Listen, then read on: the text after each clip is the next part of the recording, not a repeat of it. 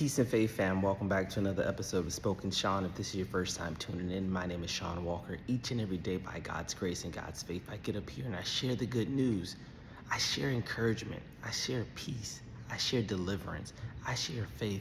And most importantly, I share the promises of God, which are yea and amen. God still has a plan for you, despite what you've been through, despite where you come from, despite the color of your skin. If you can get in alignment with God, if you keep him the head of your life, and if you can block out all the distractions, he will prosper you. Little becomes much. God says faith the size of a mustard seed. If you can believe it, you can receive it. You're waiting on doors to be opened that you have the key to. God says, let's go. Hit that follow button.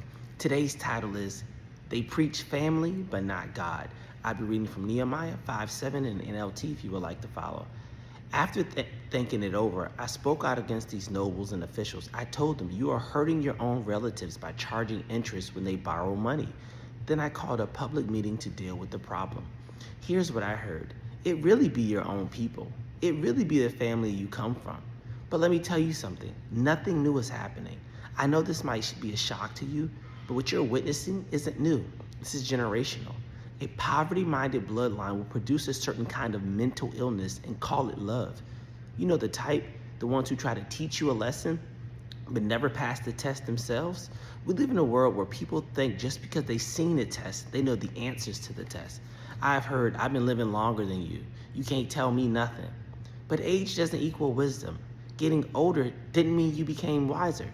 This is why wealth and wisdom must dwell in your house, because a poverty-minded generation started treating family the same way the banks treated them.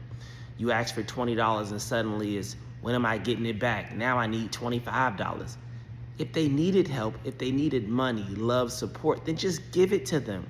They clearly don't have it now, and when they do get it, maybe you should be allowed to keep it so they don't have to end up in the same situation. But no. Ask your own brother or sister for $50 and you become a suspect. They want to know why you need it, how long you need it for. It's like they're a detective.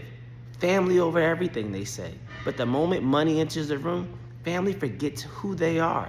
It's not about what you think, just help.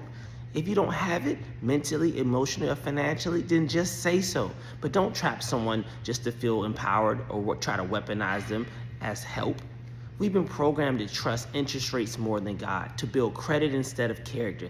Now everyone starts life in debt because the family never sowed, never prayed, and never prepared. I hope this message encouraged you guys.